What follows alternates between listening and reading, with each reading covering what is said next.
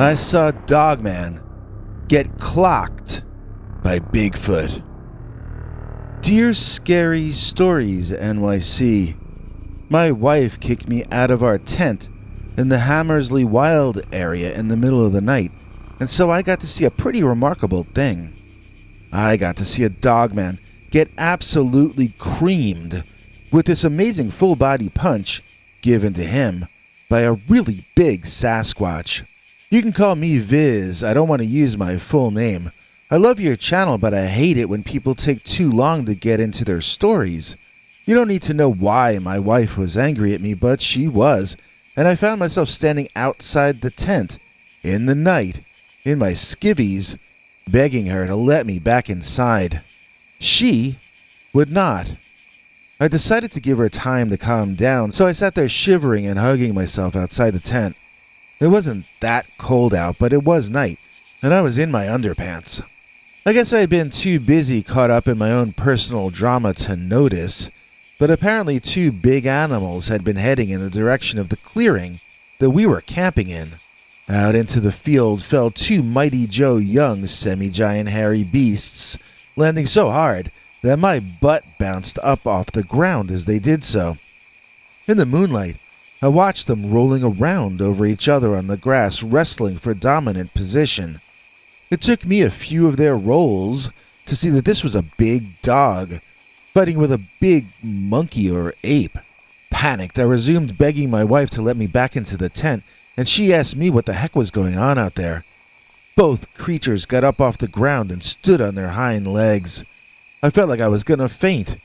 I told my wife what I was seeing, but she didn't believe me.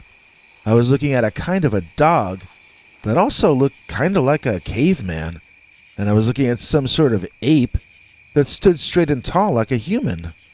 It had really big feet, I noticed. Then a second or two later, I finally made the connection. Oh, that's a Bigfoot. A really big Bigfoot was in some sort of savage conflict with a really big hairy dog-headed mammal that stood up on two legs. The Dogman was trying to snap at the Bigfoot's tender areas, and the Bigfoot was trying to haul off and whack that dog.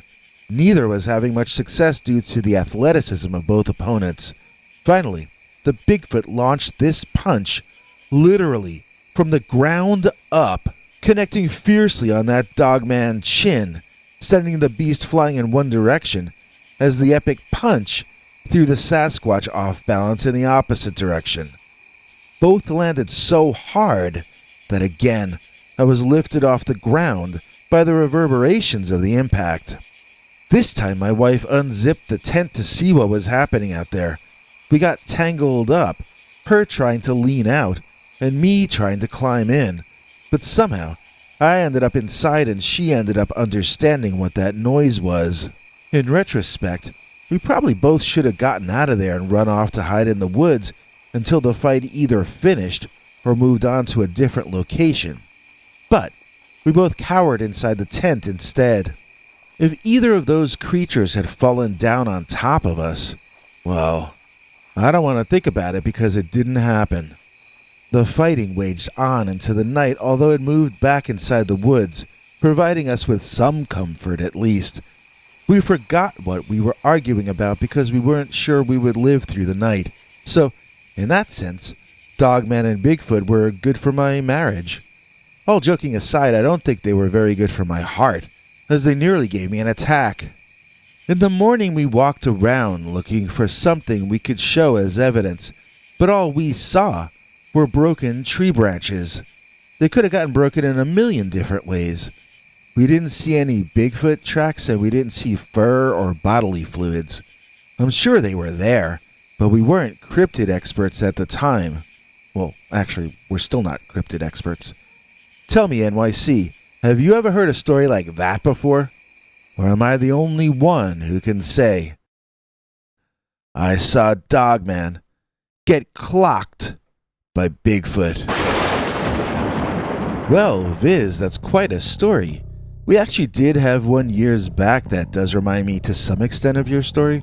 It was sent to us by a couple that claimed they have Bigfoot habituated on their land. It was read by PQ Ribber the first time it was on the channel, but I haven't been able to locate that recording, so I'm just going to read it to you fresh here and now. And we call this one Vicious Dogman versus Habituated Sasquatch. Dear Scary Stories NYC. My wife and I own land on which a Bigfoot family has become habituated. We are the only family in the area who does not hunt, and so the Sasquatch are safe here and have all the deer and small game they want, so they no longer need to migrate, and they can just stay here year-round.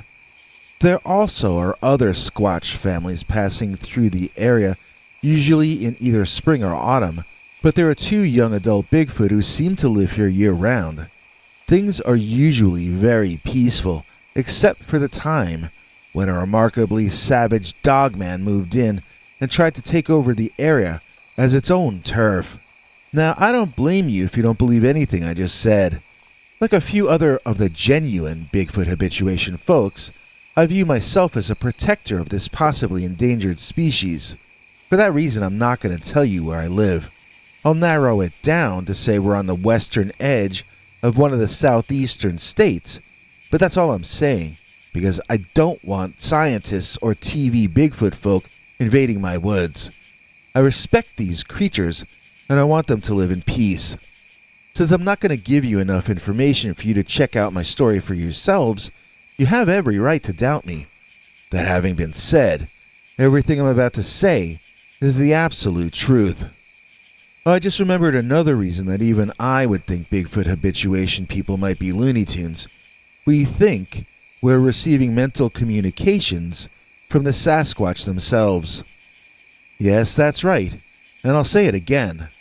My wife and I both receive specific mental answers to our questions to Bigfoot, even though we both still to this day wonder how much of that is real and how much is our own imagination.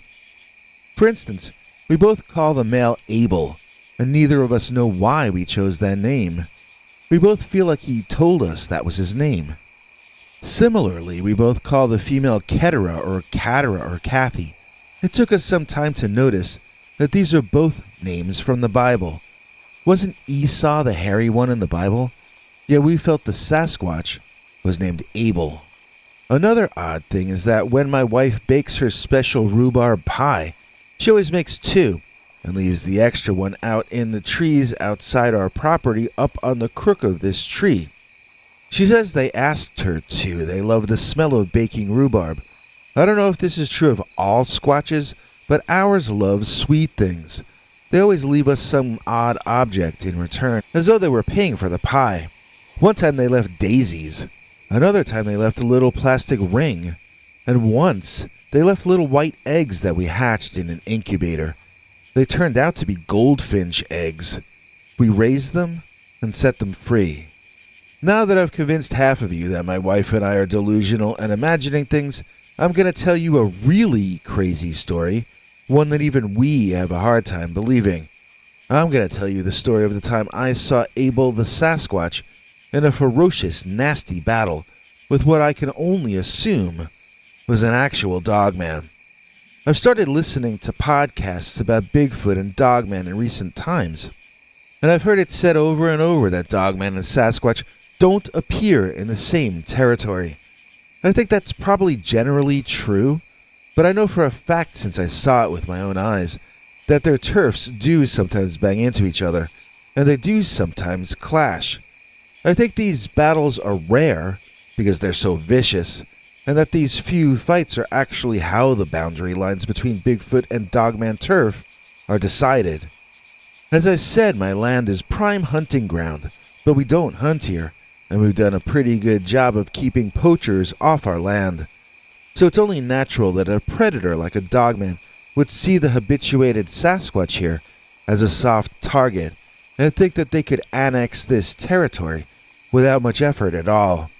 I strongly suspect the Dogman instigated this fight, trying to bully and frighten off the Squatches, not expecting them to fight back to protect their home. But fight back they did, or at least Abel the male certainly did. Now, As I say, I'd only watched what I think was part of the middle of the battle. It was late summer, and we were hearing the strangest calls from the woods that I ever heard. It sounded like elk breeding brays, but as far as we know, there are no elk this far east. Also, I thought their mating season was later in the year. The sounds grew stranger and closer, and it sounded like some sort of elk orgy was heading in our general direction. We talked about it in a bemused way, but that all changed when suddenly, with a huge crash, out of the bushes spilled two large creatures wrestling, apparently to the death. We had been sitting outside enjoying the early evening, but this sudden chaos terrified us, and we ran inside to watch the action from our kitchen windows. It was Abel, or a squatch his size, which at that point was between 6 and 7 feet tall, and he was battling what I at first thought was a large cat, and my wife thought was a skinny bear. They were literally tumbling over each other and knocking small trees over too, so violent was the force of their thrusts at each other. They did not fight like men, even though both were essentially human-shaped. Then Abel let out a pained howl, and the two separated. His rival had bitten the Bigfoot on the shoulder, and he whimpered in pain. As I saw the two separated for the first time, we could make out that the creature battling our habituated Sasquatch was not a bear, or a big cat, or even another squatch. It was some sort of Bigfoot-like monster, but with the head of a dog. While Abel whimpered and addressed his shoulder wound, the dog-headed monstrosity, which looked like it had 8 to 10 inches in height over the squatch, but was much thinner, struck out at the ape-man, scratching it with its long knife-like claws. My wife shouted and cried, and I had to hold her as she descended into tears. We thought we were about to see the squatch she had baked rhubarb pies for get eliminated in front of our eyes. Well, Abel, who had grown used to a peaceful life, finally got mad at the Dogman. After one particularly painful swipe from the werewolf's claws, Abel lost his temper, letting out a loud bellow, almost like a battle cry. I saw him use his incredibly long arms to clock that Dogman right in the jaw. Spit flew as the Dogman was lifted off his feet and then down onto his back by the blow. That punch would have ended the life of any adult human. It's important to realize the unbelievable strength that Sasquatch possess. The stunned Dogman got up, not on its hind legs but on all fours, and exited into the woods so quickly. It was almost like he had dematerialized. It was really like he was shot from a gun. I've never seen an animal go from standing to running that quickly before or since. Abel also surprised us and chased after his adversary on all fours as well.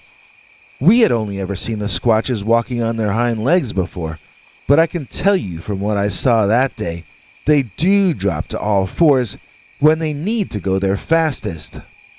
Both massive creatures were soon out of our sight back in the forest. Although we couldn't see them anymore, we heard the battle continue until long after sundown. There were cries of pain from both creatures, and my wife cried herself to sleep, terribly saddened by what was going on. We didn't see Abel again that year. In fact, we didn't see any Sasquatch at all that winter or the entire next year. We assumed the worst about our old friend. We also didn't see the Dogman again, though, so we never really knew what had happened. Then, and this is the reason I'm writing to you, just last week, we saw them again. At least we think it was them, Abel and Ketera. I didn't recognize Abel at first because he had grown much taller, possibly 12 feet tall. But Ketera looked the same, and she was carrying a young one with her. My wife thinks that's definitely Ketera, but she isn't sure if the male is an older, taller Abel, or if this is a new, different mate. I suppose we could ask them, and wait for a mental response, but once again, we wouldn't really know if we were imagining the response anyway. No matter what it may turn out actually happened, we both are very glad to have these creatures habituating on our property once again. It might sound counterintuitive to be happy about having a family of giant predators living on your land. But if you knew these giants would protect you from the Dogman, you'd be happy to see them too. Bye for now. I gotta go help my wife bake some rhubarb pie. Stay tuned, we've got lots more Dogman stories for you to binge for Halloween, starting right now. The Vanishing Dogman. Dear Scary Stories NYC, I was an avid outdoorsman the first half of my life, and an avid city dweller since then. What happened to change my likes and dislikes so intensely? Dogman is what happened. This story happened around 10 years ago when I was 35. I had been out of work for over a year and the stress broke up my marriage. Things are okay for me now, but that was definitely a down time. I was living out of my car and hunting for most of my food. I'd hunt small game because I had no refrigerator, and whatever I didn't eat that day would be left behind for the scavengers. The other scavengers, besides myself. So ironically, this story, which is about me hunting for Dogman, does not start out with me hunting. It starts out with me fishing. Well, I guess fishing is hunting too. It was a nice autumn day, and so I was fishing for black crappie with some minnow bait I got my hands on. I was doing well, too. I'd caught 2 pretty big ones and 1 medium before 7 a.m. I know because after I caught the 3rd, I thought I saw someone peeking out at me from across the lake. I checked the time and made a mental note that it was just 7 a.m. I didn't get another bite that morning, but I kept trying up until noon, when my stomach started asking me for some fish. The entire time I had a feeling like I was being watched. I kept catching little glimpses of movement from the exact same spot right across the lake, directly opposite me. I kept an eye on the spot while I cleaned the fish and cooked them over my fire. After eating, and still feeling spied on, I trained my rifle on the spot and looked through my high-powered scope to see what I could see. I rested it on a rock and got into a comfortable position behind, ready to just lay there on the sand waiting and watching through the scope. And so that's what I did, for quite some time. It's not like I had something better to do anyway. One of the few positive side effects of falling through the grid is that you can sometimes be taught patience. Or you get so exhausted from stress that you become the equivalent of patient. Either way, I waited and I watched, and I was prepared to continue doing both into the indeterminate future. Then, I saw it. It was a bear, leaning on a tree. A bear leaning on a tree for hours? Maybe it was interested in my fish, or maybe it was doing something else over there, and not actually watching me at all. Maybe it was eating its own kill, or maybe it was playing with its family. I was about to put down the scope when I saw the creature's hand. Yes, I do mean hand, and not paw. The fingers were too long to be part of a bear's paw. They looked like human hands, except that their claws were ridiculously long. Could it be some sicko in a monster suit? I'd better be careful. I wouldn't want to shoot a monster and have it turn out to be some teenager or something. By the time I was thinking that thought, I'd already made it halfway around the lake. I wanted to see more.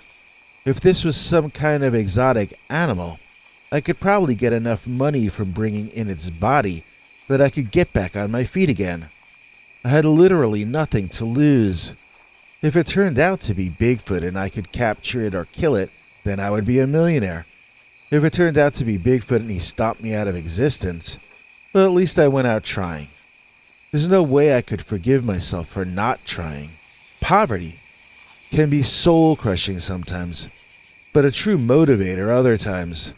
This was one of those other times. So now, while I was making my way around, I had no idea if this thing was noticing my movement or not. To keep myself hidden, I had crawled back behind the rock I was using for cover, and then was walking about 1 tree back from the edge, around the somewhat circular lake. I tried to keep the spot in focus but did not waste any time by stopping to double-check through my scope. I just wanted to get there before the Bigfoot or whatever it was realized I had left my side of the water. I was attempting to guesstimate how much further I had to go when there was suddenly an eruption of noise and activity around where the spot had been. Was I discovered? As I watched in confusion, trying to understand what was happening in the bushes, I got hit in the chest with a bellow from whatever that beast was. It sounded almost like a bark. I had heard that Bigfoot could scream so loud it felt like you had been struck in the chest. That's a good way to describe what it felt like to me when that thing shouted or barked. I was completely at a loss as to what to do. I felt panicked in a way I'd never felt before. I can't even explain it, but all logic left me and I stood there befuddled. I didn't run. I didn't charge. I didn't back off. I didn't advance. I just stood there. The creature advanced toward me and all I did was wonder what it would look like when I finally got to see it. I didn't wonder what it would do to me or anything else. I just sort of wondered what would happen next in a bizarrely and unnaturally calm state. Then, the creature broke through the woods. It was much taller than I had expected. It had strange legs, like a minotaur, I thought at first. But they were not cloven hooves, they were like dog feet, only very large dog feet. I mean, the feet were much too small to be Bigfoot feet, though. I now started to feel dizzy, and the world spun a bit around me. My eyes went up from its legs to its torso, which was entirely covered in dark gray and brown hair, unlike any kind of animal I'd ever seen. The chest was massive, like an Olympic bodybuilder or something.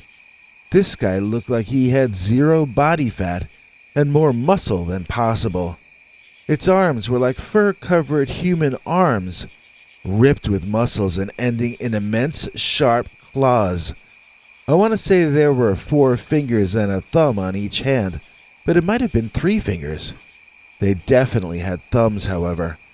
And then the creature bent down and started smelling me, and I could see this was not a Bigfoot at all. It did not have the head of a primate. It was not like a gorilla or a human head at all. This was the head of a wolf, or a wolf-like dog. A dark-furred, very angry, extraordinarily muscular dog or wolf that walked like a man. And whatever it smelled on me, it didn't seem to like it. The monster fell to all 4s, tilted its head back, and howled. It felt like it nearly burst my eardrums, and I heard a ringing sound for a while afterward. But the ringing wasn't so loud that I couldn't hear other howls coming in return. There was more than one of these things. Of course there were. There's more than one of everything. That's when all the shock wore off in an instant and the cash register in my head started to go ding. I backed off, slowly, pointing my weapon to the ground. This seemed to surprise the Dogman. He sniffed the air wildly. I took another slow step back, then another. The great beast snorted, as though in disgust at my cowardice. I took another step back and it grunted, then turned quickly and melted into the forest, disappearing in an almost supernaturally fast manner. My knees buckled under me as I understood. The danger was over. For the moment. Because I also knew I was going to track this thing and find where they all live. There was $1 million in this somehow, some way, and I needed more info on this creature before I could cash in. This might be bigger than Bigfoot. Actual living werewolves. I wondered how they came to be. Were they mutated dogs or wolves? Or had werewolves always been a real animal all along? My life now had a purpose, and I had a reason to get up in the morning besides the usual hunger pangs. I suddenly knew what my mission was besides survival and subsistence. My goal was to bring back some sort of definitive proof of the existence of these giant dog-headed hairy men. That would be my ticket back onto the grid. I immediately began tracking the creature, as in immediately. It wasn't exactly hiding its path. In fact, it seemed to be causing as much destruction in its wake as possible, probably to mark its turf more clearly. You can tell how sick I had grown of living out of my car.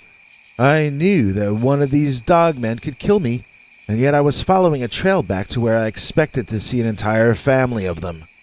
There was nothing else in my life at that point which would give me a chance to rejoin humanity. Over a week later, I was still following the trail, which wound around and crossed over itself multiple times through the forest. I subsisted by dining on acorns, and sometimes the squirrels that I stole the acorns from. I felt very at peace, ready at any moment to either achieve something great, or else literally pass on trying. I had come to terms with the idea of life ending, and I was ready to accept whatever script I got handed. Eventually, I actually located a group of the dogmen. I don't think that this was a home or a nest. I think they were just relaxing and grooming each other in a clearing. They appeared to have eaten recently, although I saw no signs and smelled no smells of a carcass.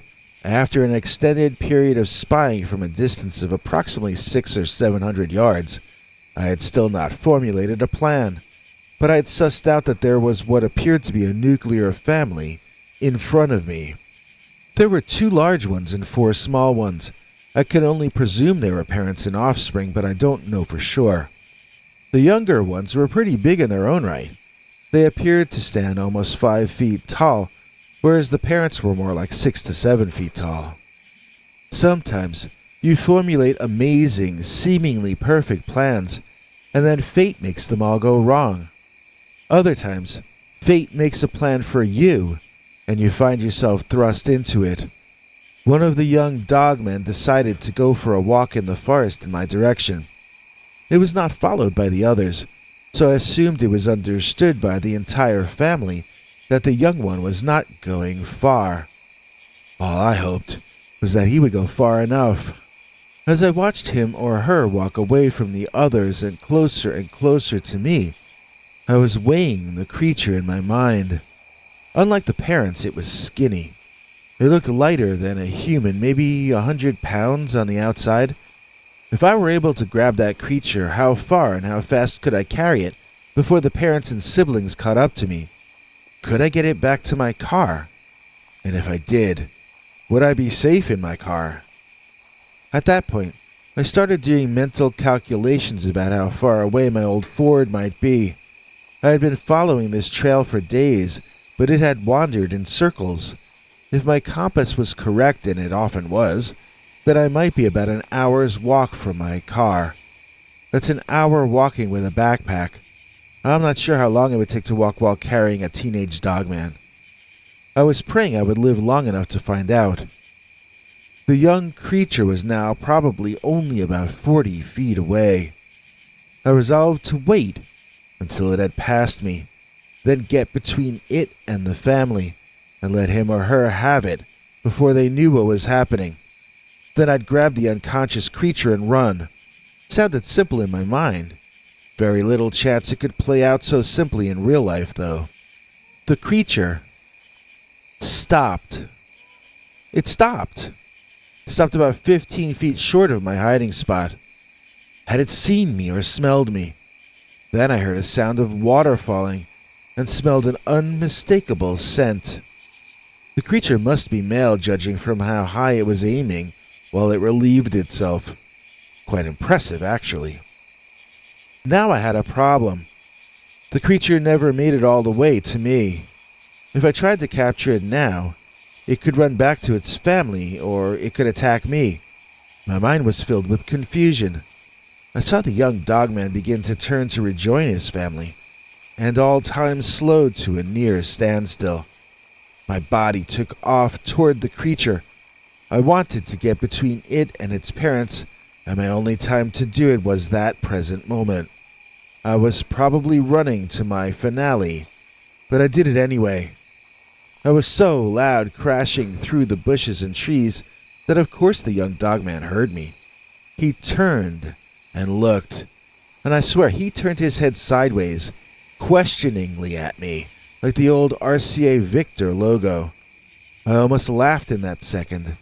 It was a real namaste moment for me. I saw another point of consciousness in the eyes of that creature. That's why I aimed, but I couldn't pull the trigger, because ending this innocent animal's life would gain me nothing but the approval of other hominids of my own kind. Did that really matter so much? Overwhelmed with emotions, I closed my eyes to prevent myself from crying. When I opened them again, I looked around, and I couldn't see any of the creatures. There was no teenage dogman. There was no family of dogmen. They had all disappeared. Were they still around me, but invisible? The idea sent a chill through my entire body. I stopped and listened, but I couldn't hear anything over my own heart beating. I turned in the direction I thought my car would be parked in, and I ran out of there. I ran for however long it took, possibly an hour or more. I'm a bit blank about that part of it. I just know that when I got in that car, I turned the ignition and I drove. I drove as far away from that place as I could get on a half-filled tank. I literally drove till I ran out of gas. Then I went in the back seat, and I passed out. I don't know how long I slept. Life had become too surreal to count minutes any longer. I got out my gas can and started to walk forward, not really sure how long it would be till the next gas station. So the dogman was not my ticket out of poverty, but at least I was still alive. When I reached the gas station, I met a nice old preacher man named John. He offered to pay for my gas if I could drive him to the next state over.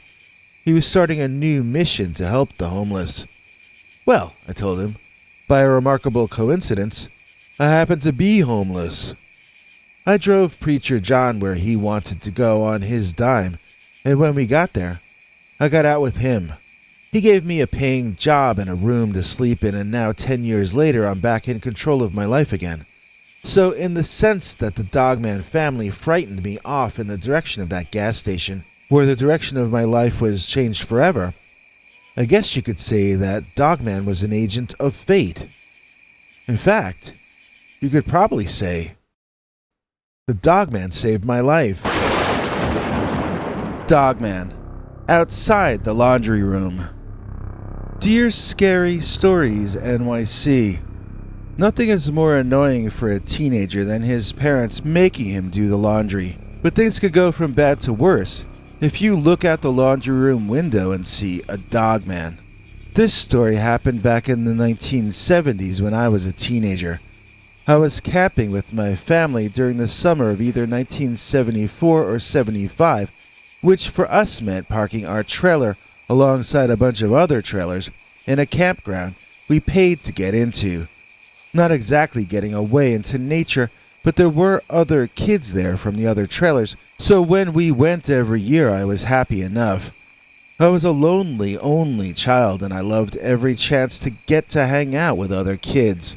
By this time in the mid-1970s, the campground was starting to get a little run down, and it was apparent that the owners weren't doing anything to keep the place up. We didn't know it at the time, but by 1980 the land would be sold to a developer who would build an immense shopping center on the site. Maybe 7 or 8 of the trees were left out of what had once been a small forest, but the stores and parking lot were still surrounded with the larger forest, which stretches on further than the eye can see. But as I said, this story took place when it was still a campground, still isolated, and still a very natural area. My father felt that the point of us doing this camping was to take a break from things, but my mother felt it was a perfect opportunity for me to learn some responsibility.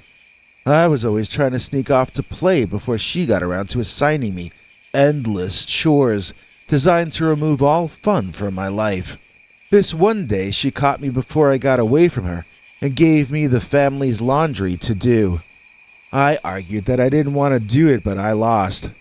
My father even took up my side and told Mom that she was emasculating me, but he was overruled, and off I was sent to do the laundry. Now, this was still before the sunrise. I rose early when we were camping to get up before my mother did. It was dark out, and I was a bit surprised to find myself spooked to be walking to the laundry building in the dark like that. The one-room structure itself was on the outskirts of the park, set away from everything else, all alone and by the tree line of the woods. I had never been frightened there before, but somehow, in some way, this time, I sensed something different. Maybe I should say that it felt like something was wrong. I walked to the laundry room, and I swear I could practically hear the horror movie music playing in my head. I could almost hear the audience in the theater yelling at me not to take a step further. I turned and looked at our trailer, trying to think of an excuse to go back there and wait the extra half hour till the sun was up, and it wouldn't feel so creepy. I guess my fear of my mother was bigger than any fear for my life or well-being. So I took a deep breath and I continued on my path to the laundry room. When I got there, I could see through one of the windows that it was dark inside. That made sense. Nobody but somebody with my mother as their mother would be doing laundry before dawn. The only entrance and exit was the one I would be going through. If someone or something were hiding in the dark inside, there would be no back exit for them to escape through. If I caught something in there, its only means of egress would be through me. Conscious of this, I knocked 3 times on the door asking, "Anyone in there?" and listened. Nothing. I flung the door open and jumped sideways out of the way and waited. Nothing came out. No noise, no anything. I bravely reached in, fumbling around for the light switch. The old fluorescent bulbs noisily started up, as loud as a bug zapper. Gazing around in the painfully harsh artificial light, I could see that the room was entirely empty, other than 2 washers, 2 dryers, a folding table, some stools, a coin-operated soap dispensing machine, and some spiders in the corners. It was a huge relief to me.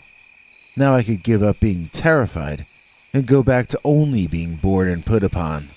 I started doing the laundry in the way my mother had taught me, separating whites and colors and so forth. I was really nauseated to be handling the laundry of my parents, but my mother always said if she could wash my diapers when I was a baby, I could wash her shorts now. Even then I knew there was very little logic in her argument, but I also knew I was living under her figurative roof for another few years and I had no options but to deal with her eccentricities and the chores she assigned me. Now, back then, when I was doing laundry, I wouldn't bring a book. I would just sit there and stare at the laundry going in circles. It all seemed like a story to me.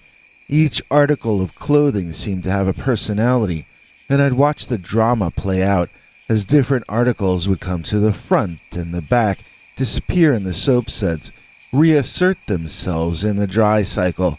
Watching the dryer was even more fun. No soap in the way. I sat down watching the action in the machine, which was situated directly in front of a window looking out onto the forest. I began noticing that it wasn't getting any lighter, and we were already past the time when dawn should have happened. Curiously, I went to the front door and looked out at the sky. It was cloudy and seemed as though it were about to rain. Great. Now it would be dark the entire time I was up there, and it wasn't going to get any less creepy. I silently prayed that someone would need to do laundry soon, just so I wouldn't be alone. When I went back inside, I fiddled with the front door for a while to see if there were any way to lock it. I know the owners used to padlock it in the off-season, but not only did the door not lock, it didn't even close properly. If someone wanted to come into the laundry room while I was in there, they pretty much could do whatever they wanted. This door wasn't going to stop anything. I resumed my position on the stool in front of the machine and watched the laundry drama swirl in circles in front of me. I wasn't sure why I continued to feel so nervous. Then I saw it, peripherally at first. There was a face in the woods, and it was watching me. I looked up directly at the window and I couldn't see it, but then I looked away and noticed it distinctly in my peripheral vision. It was a hairy face between the trees. Was it Bigfoot? I had seen The Legend of Boggy Creek and was a huge Bigfoot enthusiast. There's a scene in that movie where the Bigfoot reaches into a home and tries to grab a girl, so fear shot through me like I was stabbed with an icicle. If the creature wanted to reach through that window, or if he decided to come in through the unlockable door. I stared out through the glass. I squinted, trying my best to see this thing directly. Maybe it wasn't Bigfoot. Maybe it was a lunatic in the woods. That could be even worse. I needed to know what that was, because I had no doubts there was something there. So I did what any really dumb character in a horror movie would do. I shouted through the window at whoever it was in the woods to show themselves or go away. That's right. I thought I was being stalked by a predator that might or might not even be human, and I challenged it to show itself. Be careful what you ask for. Out of the woods stepped a hairy thing. It was not a man. It was not a Bigfoot either. It was like a monster dog, but it couldn't be a dog because it walked on its hind legs like a man. I didn't think of a werewolf at the time, but that's what it was. Some kind of werewolf. It was giant like a football player. Like imagine if Jim Brown were covered in fur and had a fierce dog head. And wow, did he look annoyed. At me. He charged the window so quickly I thought he was going to smash through it. I screamed like a little girl and ran all the way back to the trailer crying. My parents at first laughed at me, then got angry as I refused to go up and put the clothes in the dryer. In fact, I refused to go out again for the rest of the day, even when my friends came and asked me to come out and play. I kept saying there was a dog-headed monster in the woods, and everyone just thought I was nuts. By the morning, Dad had already decided to go home. My mother made it clear how disappointed she was in me, and still to this day I feel guilty about us going home, as though I were the one who caused the Dogman to appear. When we went back the next year, I refused to do the laundry alone, only going with my mother to do it. I never saw the Dogman or anything strange up there, ever again. It was some years later when I saw the movie The Howling. That is a lot like what the creature I saw looked like. The upright walking werewolves in that movie. I had never seen anything like that before, which is why I didn't think of werewolves when I saw the laundry room monster. To me back then, a werewolf was a guy in a lumberjack shirt with a hairy face, running around in old black and white movies with Abbott and Costello. This creature did not wear clothing. It looked like a beast of the forest, and a predator at that. Most of those woods are still intact these days, even though the park area itself is now covered in concrete and tar. I have to assume that those creatures, whatever they actually were, still wander those forests. I see Giorgio Tsoukalos on TV asking if Anubis in ancient Egypt might have been a real creature, and I think to myself, maybe I should offer to take old Giorgio camping one time. I know just the place. The winter of our Dogman tent. Dear Scary Stories NYC. I grew up in a house with two sisters, but every winter my cousin Archie and his parents from the West Coast would visit. Then we would play Army, Kung Fu, Evel Knievel, and any of the other things my sisters never wanted to play with me. One winter in the later 1970s, Arch and I saw repeated instances of what we called the Wolfman. I'm pretty sure it's what you all now call the Dogman. It all started one sunny day after it had snowed for 36 hours straight. My father and Archie's father both decided that we were all going to have a snowball war. They started building fortifications, which amounted to a small, maybe 3 or 4 foot tall wall on either side, to hide behind while making snowballs to throw at the other side. They gave each other some time limit before the war began to create ammunition and defenses. After a while, we all started rooting for one side or the other, and then helping out. Before you knew it, a real snowball fight had sprung out, and we all had a lot of fun and laughed really hard. My sisters gave up first and went inside to warm up, then both our fathers, until finally only Archie and I were left, heaving snow at each other's heads. Soon it was starting to get dark and my mother called us in for dinner. Being kids, we told her we'd be inside in a few minutes and went back to the snowball war. After she called us a second time, both saw it. It was a blur in the shape of a hairy demon. A Bigfoot kind of thing, but angular, with a long snout and pointed ears. We each saw it only peripherally at first, but we described the same thing to each other. These days there's a picture on the internet taken years after that, which is almost exactly what we saw. Back then, though, it was definitely like nothing either of us had ever seen before. It was an angry dog, but it was a man at the same time. We saw it for only a split second, but we got a definite idea of the direction in which it was headed. Our eyes scanned the trees in that direction, and then for just another split second, we got a second look at the thing. We both got to stare directly at it as it ran from one patch of trees over a bit of a snowy meadow, and then into the deeper part of the forest and out of sight. It ran on its two hind legs, as gracefully as a marathon runner. Somewhat less gracefully and screaming at the top of our lungs, both Cousin Archie and I raced back into the house, weeping the entire way. Before we got inside, though, Archie caught up to me and got me to promise not to tell what we saw. I asked why. He said that if our parents knew what we saw, then we wouldn't be allowed to play over by the forest anymore. I looked at him like he was crazy. Why would we want to play by the forest? We just saw a freaking werewolf over there, man. I really wanted to get inside where it was safe and warm, so I could tell my mother what happened. Cousin Archie then explained his plan, which he had thought up just then, for the both of us to camp out over by the forest with his new Kodak flash camera.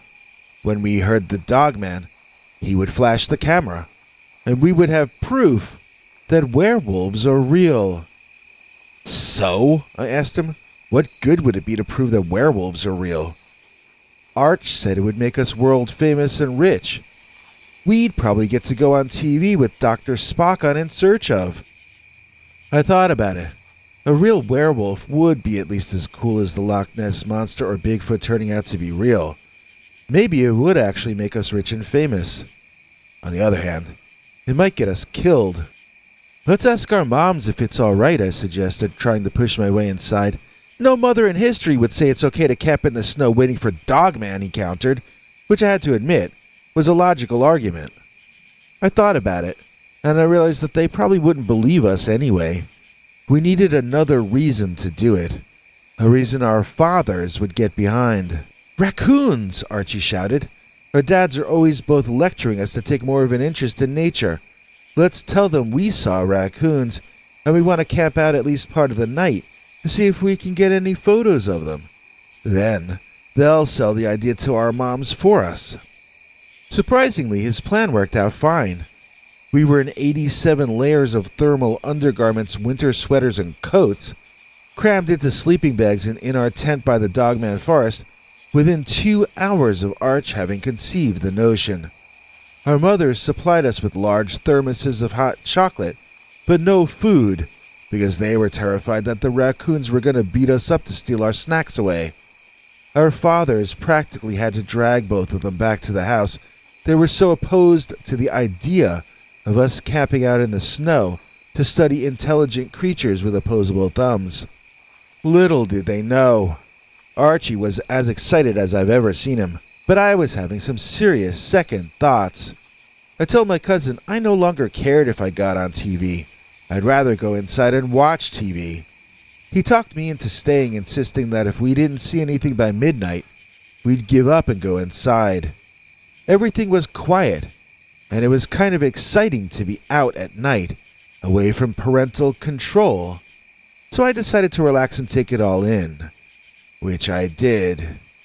And it was boring, and my nose was getting cold looking out the front of the tent. I pulled myself inside and decided to try to take a short nap. I have no idea how long I was out when Arch was waking me up roughly, shoving me in the shoulder and whispering something. His camera flashed, and he reset it as fast as he could. Then he took a second and a third shot, with the flash going off each time. After the third one, I heard a terrible scream. It was unlike anything I had ever heard before in my life. Archie's Swiss Army knife was out, and he ripped a long tear in the tent, forcing his way through and running home. I still had not seen what was out there, but I had heard the scream, and Arch didn't have to suggest I join him in the running. Indeed, I joined him quite voluntarily. After emerging from the tent, I looked over my shoulder, and there it was, standing right out in the open. It was taller than either of us, probably taller than my father. It was not a man in a costume, unless someone had applied all the fur or hair directly to his body. I know this because I could see things like his nipples and, well, other things I don't want to mention through the fur. Whatever this thing was, it was. It was not being faked in any way. When it stood there, it didn't stand like an ape or a chimp. It stood like a man, like a very large, impossibly muscular man, who was absolutely furious for some reason. It had long, tall, pointed ears, which twitched violently, and whiskers on the end of its long, growling snout that did the same. It was smelling us, and it was smelling our fear. It looked me directly in the eye, and then it started moving toward me. I turned around and I ran like I'd never run in my life. I don't know how long the creature did or did not pursue us, as I just never looked back. We made it inside and I broke down into pathetic tears. Archie didn't laugh, though. He was pretty shaken up as well.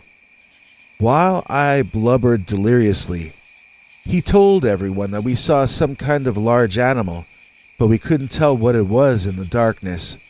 He told them he tried to take a picture of it 3 times, so maybe he caught something on camera. His father agreed to drive us to the photomat in the parking lot in the next town in the morning. Back then, I think we had to leave it overnight to get developed. It was a different time back then, that's for sure. When we finally got the photos back, you could hardly see anything in them. The flash didn't extend far enough to really cast much light onto the trees. In one of them, there is what might possibly be a blurry line of eyeshine traveling from the right to left in the photo, but then again, it might not have been that at all. Without a clear view of the trees or anything else in the shot, there was no way to place anything in the proper context. It's possible that if we had modern tools like Photoshop, that we might have been able to do something to study the images better, but my mother threw those pictures out long ago, with most of my childhood belongings, when I later went off to college. So, we never did get any proof that there really was a werewolf in the woods behind our house, but at least we lived to tell the tale of the winter of our Dogman tent. The Grinning Dogman. Dear Scary Stories NYC, I have a strange tale to tell you. Maybe the strangest tale of all. I hope you believe me. I'm not sure I believe myself. It's about me being haunted, or rather my property being haunted by the oddest and most frightening dogman I've ever heard of. I don't think this is a natural creature, and sometimes I wonder if it might even be some kind of holographic projection, or maybe an advanced robotic device. I simply cannot explain the things that have been happening, and so I'm turning to you and your audience for advice. When this story began, I was in my late 60s and retired, living in the house my late wife wanted us to grow old in together. She didn't make it, so I'd been trying to grow old for the both of us. It's a lovely home and the grounds are beautiful. There's a large yard that costs a lot of money to hire the neighbor's kid to mow, and beyond that, is the forest.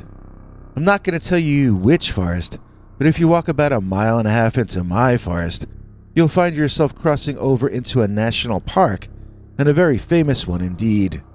It really was the ideal place for us to retire to, but by those days it seemed pretty lonely for me. For a long list of reasons, it felt a safer financial decision for me to stay put there for the remainder of however long the good Lord wants me here on his earth. In the past year, things had become strange there, though. It started after those kids in the Walmart parking lot made fun of me, calling me terrible things just because I had a bumper sticker supporting a political candidate that they don't approve of. They started following me around in the store, threatening to do terrible things to my cat. I don't even have a cat. I alerted security, but the security guard also dislikes the politician I support. So when I saw the grinning monster leering at me from the woods, I just assumed it was those kids again. I thought about calling the local police, but I thought maybe they might dislike my political candidate too. So I did nothing. The next day, I found him there again, standing in the forest, but in a new place now. He just stood there, grinning. It was a ridiculous smile, and it looked like a mask. It just stood perfectly still, smiling toward my house, partially hidden by the bushes. I thought about digging out my father's old hunting rifle from the attic, but shooting a dumb kid wasn't going to make the situation any better. So he watched me, and I watched back. And then one day, I saw the creature turn its head. This was the first movement I had seen from it. At least I knew it wasn't a scarecrow now. So I watched, and he turned his head to my right, and kept turning his head to my right, until it went completely in a circle, and he was staring directly toward me again, grinning, wide-eyed, like a lunatic. That night there were lights over the forest. I thought it was a helicopter, or a few of them, because the lights were very bright. I got up out of bed to watch them, hoping that they were the authorities and that they had shown up to get that monster thing out of my forest. Instead, they shone their light in my face and lit my room up blindingly bright. I noticed the helicopters made no sound whatsoever. I don't remember them turning off or flying away. I just remember waking up in bed the next morning, wondering if I had dreamed the entire episode, but I knew I hadn't. I became sort of paranoid after that. I got my food delivered because I was having nightmares that the security guy at Walmart was stalking me. The doorbell rang that night, terrifying me. I wasn't expecting anyone, and when I went to the door, nobody was there. I went to my back window and looked into the forest. There it was. Even at night it stood there, grinning at me, leering at me. Some kind of monster in the forest. In the dark its eyes glowed a sort of amber color, and it really looked like a space alien or demon or robot or something. Animal eyes don't glow. They don't emit light. This creature? Its eyes glowed. At the end of my rope, I grabbed a flashlight and a baseball bat, and I headed out, barefoot and in my pajamas, to the forest to have it out with this monster kid once and for all. As I began to draw closer, I could hear the strangest sound. It was almost like laughter, but not exactly. I marched into the forest, no longer seeing the monster there, and not sure if I was heading in the correct direction. And then, with no warning whatsoever, there it was. In all its glory, the grinning demon stood before me, and it was most definitely not a kid in a monster mask. This thing was some kind of standing dog, but more muscular than a dog. Those were not human legs. In fact, no human could contort his legs to fit into a costume that looked like that. It was not a human, of that I am certain. Its hair or fur was messed up, filthy and matted. The face was insane. But it wasn't a monster or a Sasquatch face. Up close, I could see it was a wolf or a coyote head, but dark and deranged. Its eyes looked wrong. I had never and still have never seen any sort of thing with eyes like that. I dropped my baseball bat and my flashlight, and I expected to die right then and there. Nothing happened, so I bent down and picked up the flashlight, only to find that the creature was gone. After that, a terrible string of animal disappearances occurred in the area, and I was glad I had no pets myself. I had my suspicions as to the culprit, obviously. It all reached a head one night when the creature appeared at my living room window while I watched television. Imagine looking at a window and seeing a dog standing on its hind legs, an insane look in its eyes, and a huge ear-to-ear grin on its face. Can you even imagine that? Well, I saw it. And so I ran to the kitchen where I saw it again. I ran up the stairs to my bedroom and I swear I could hear the sound of the thing crawling up the back wall of the house. I could hear its nails sliding across the aluminum siding like fingernails on a chalkboard, and I was reduced to tears by the stress of the situation. I closed the bedroom windows, but I knew it could get in when it reached the second floor. I knew the Dogman was gonna get in, and I knew my days on Earth were finally over. I called my daughter on the phone to make some final arrangements, and she called an ambulance for me. Now I'm living in the retirement community that my daughter and her husband chose for me. They think I've lost my mind, so they make me talk to weird doctors who ask strange questions, and they keep me too drugged up to complain most days. But the thing is, this retirement community, it's located next to a forest, you see. It's a very famous forest that you would have heard of. And there's a Dogman in that forest. He comes to the backyard of the retirement home at night when everyone else is asleep. He climbs the wall to the second story of the building, and he stares in at me all night. And he won't stop grinning at me. He won't stop grinning at me. He won't stop grinning at me. Thanks for watching till the end. If you liked what you saw, please consider clicking like on the video or sharing it with your friends and family that you think might also be interested. If you would like to see more of our work, please consider subscribing and hitting that bell icon next to the subscribe button so that YouTube will alert you when we put out a new video. To become a channel member and gain access to our special perks, you can click that join link under each of our videos. Another option is to join our PayPal subscribers club at peterbernard.com. You can join for as little as 99 cents on YouTube or $1.50 at peterbernard.com, and that gains you access to our weekly secret uncensored episodes. If you'd like to see our 21 hours of archives of uncensored Dogman stories, then please join at the $3 level or above.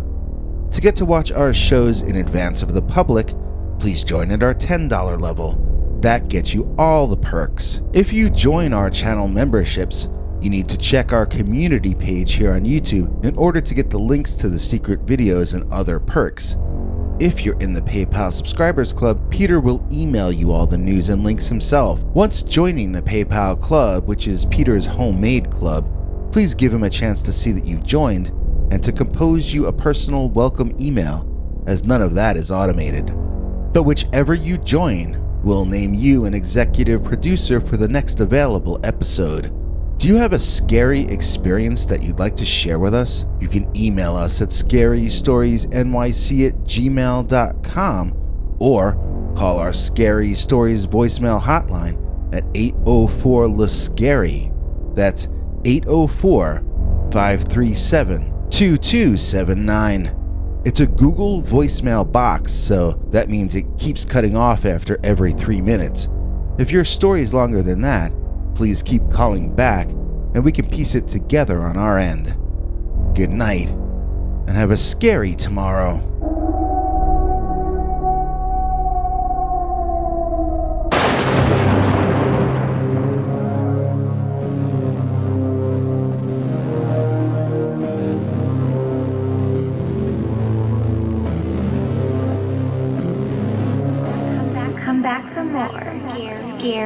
story.